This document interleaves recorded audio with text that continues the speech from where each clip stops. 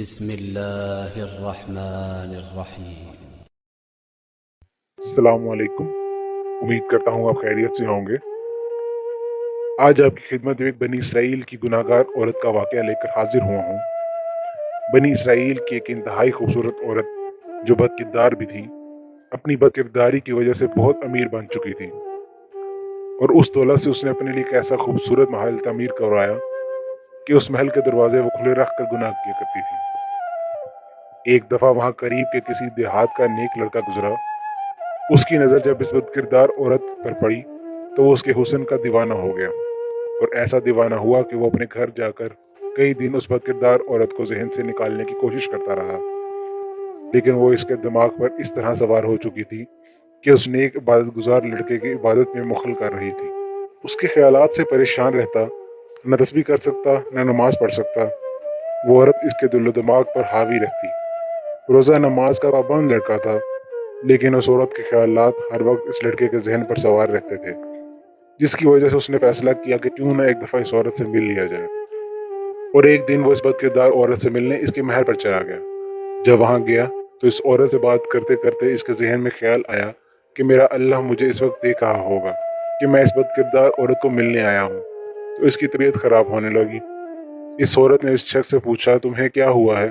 تو لڑکے نے کہا کہ میری طبیعت خراب ہو رہی ہے۔ اور پھر اس عورت نے اس سے سوال کیا کہ تم ہو کون؟ جس پر اس نے بتایا کہ میں فلاں بستی کا ہوں۔ میں سوچ رہا ہوں کہ جب جائے نماز پر بیٹھا ہوتا ہوں تو بھی میرا اللہ مجھے دیکھتا ہے، اور اگر اب میں تمہارے پاس بیٹھا ہوں تو بھی میرا اللہ مجھے دیکھ رہا ہے، تو میرا جسم اس خوف سے کانپ اٹھتا ہے۔ پھر اس لڑکے کی آنکھوں میں آنسو تھے، اور وہ اسی وقت اپنے گھر آیا اور اللہ پاک سے معافی مانگی۔ اب جب وہ لڑکا اپنے گاؤں واپس چلا گیا تو عورت ان چند لمحوں کو سوچنے لگی جب وہ نیک لڑکا اس بد کردار عورت کے پاس کھڑا تھا۔ اس کی نیکیوں کی جھلک نے اس عورت کا دل بدل دیا تھا۔ وہ سوچنے لگی تھی کہ یہ جوان لڑکا اتنا اللہ سے ڈرنے والا، اس نے کوئی گناہ بھی نہیں کیا، پھر بھی اللہ سے کتنا ڈرتا ہے، اور میں تو دن رات گناہ کرتی ہوں، پھر بھی میں خدا سے نہیں ڈرتی۔ اس کے دل میں شرمندگی کا احساس پیدا ہونے لگا۔ اس نے سوچا کہ اب میں کیا کروں؟ تو پھر سوچا کہ حضرت موسیٰ علیہ السلام کے پاس چلتی ہوں اور ان سے پوچھتی ہوں کہ میری توبہ کا کوئی راستہ نکل سکتا ہے۔ وہ شہر بھر کی گناہ گار بد کردار عورت جب حضرت موسیٰ علیہ السلام کے پاس گئی تو حضرت موسیٰ علیہ السلام اس وقت بنی اسرائیل کے لوگوں کو نصیحت فرما رہے تھے۔ اس نے وہاں سے کسی آدمی کو کہا کہ حضرت موسیٰ علیہ السلام سے ملنا چاہتی ہوں، تو وہ آدمی بے وقوف تھا۔ اس نے بڑی محفل میں اونچی آواز سے حضرت موسیٰ علیہ السلام کو مخاطب کرتے ہوئے کہا کہ فلاں عورت آپ سے ملنے آئی ہے۔ اب حضرت موسیٰ علیہ السلام کو بہت غصہ آیا۔ انہوں نے کہا کہ اس سے کہو کہ یہاں سے چلی جائے، میں اس سے نہیں ملنا چاہتا۔ خیر وہ عورت واپس اپنے محل چلی گئی اور گھر جا کر بہت روئی کہ پہلے اللہ مجھ سے ناراض تھا، اب اللہ کے نبی مجھ سے ناراض ہیں، اب میرے لیے تو زندگی بوجھ بن گئی ہے۔ بہت اداس بیٹھی سوچتی رہی کہ اب میں کیا کروں۔ پھر اس نے محل کے سارے دروازے بند کروا لیے۔ ایک دن سوچتے سوچتے اسے خیال آیا کہ کسی نے کہا تھا کہ اگر بندہ اپنے رب کو راضی کرنا چاہے تو اسے سجدہ کرے۔ چنانچہ وہ وہاں سجدے میں گری اور اللہ سے باتیں کرنے لگی۔ اللہ میرا تیرے سوا کوئی نہیں۔ بس اس نے رو رو کر اللہ سے معافی مانگی اور اللہ سے کہا کہ اے اللہ آج کے بعد میں بد کرداری نہیں کروں گی۔ بس ابھی وہ رو ہی رہی تھی اور اللہ سے معافیاں مانگ رہی تھی کہ دروازہ زور زور سے کھٹکنا شروع ہو گیا۔ اس نے کہا کہ آج میں دروازہ نہیں کھولوں گی، لیکن دروازہ کافی دیر سے کھٹکھٹایا جا رہا تھا۔ آخر اس نے سوچا کہ دیکھوں تو صحیح کہ ہے کون۔ جب اس نے دروازہ کھولا تو کیا دیکھتی ہے کہ حضرت موسیٰ علیہ السلام اس کے دروازے پر کھڑے ہیں۔ حیران ہوئی کہ حضرت آپ یہاں کیسے؟ آپ علیہ السلام نے فرمایا کہ میں خطبہ دے رہا تھا کہ تمہارا پیغام آیا، تو میں نے ملنے سے اس لیے انکار کیا کہ لوگ کیا کہیں گے کہ تم اتنی گناہ گار مجھ سے ملنے آئی ہو۔ جب میری نصیحت پوری ہوئی تو اللہ تعالیٰ کی طرف سے مجھے پیغام آیا کہ میرے پیغمبر علیہ السلام میری ایک بندی مجھ سے ملنے کا راستہ پوچھنے آئی تھی، تو آپ نے اسے جھڑک دیا، تو بس فوراً تمہاری طرف آیا ہوں۔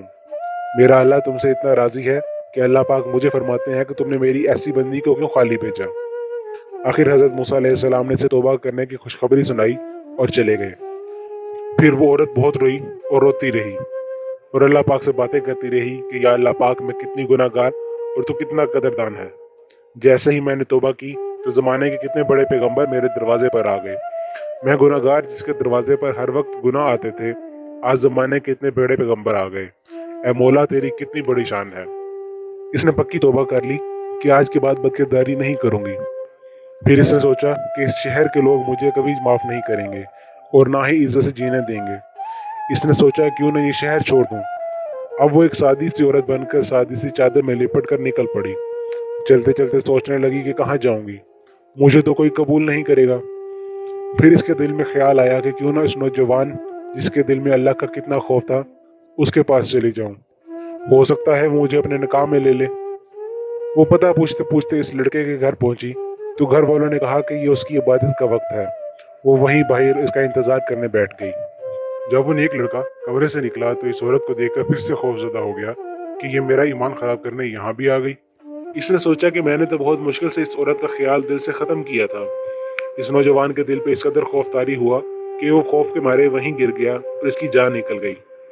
اب اس کی وفات کی وجہ سے گھر والے بہت رنجیدہ تھے اور وہ عورت بھی بہت پریشان تھی۔ خیر جب 3 دن گزر گئے تو اس عورت نے گھر والوں کو سارا واقعہ سنایا تو انہوں نے کہا کہ وہ تو اب اس دنیا سے چلا گیا، لیکن اس کا ایک بھائی ہے، اگر تم مناسب سمجھو تو اس سے نکاح کر لو۔ اس نے کہا ٹھیک ہے۔ اس کے بھائی نے بھی رضامندی ظاہر کر دی۔ پھر اس عورت کا نکاح اس کے بھائی کے ساتھ ہو گیا اور اللہ پاک نے اس کو 7 بیٹے عطا فرمائے، اور وہ 7 بیٹے بنی اسرائیل کے اولیاء میں سے گزرے ہیں۔ تو دوستو، جو سچے دل سے توبہ کرتا ہے اللہ پاک اس کا شمار بلیوں میں کرتا ہے۔ اللہ پاک ہمیں بھی سچی اور پکی توبہ کرنے اور گناہوں سے بچنے کی توفیق عطا فرمائے، آمین۔ Thank you for watching this video. Please like, share and subscribe our channel Urdu Joint.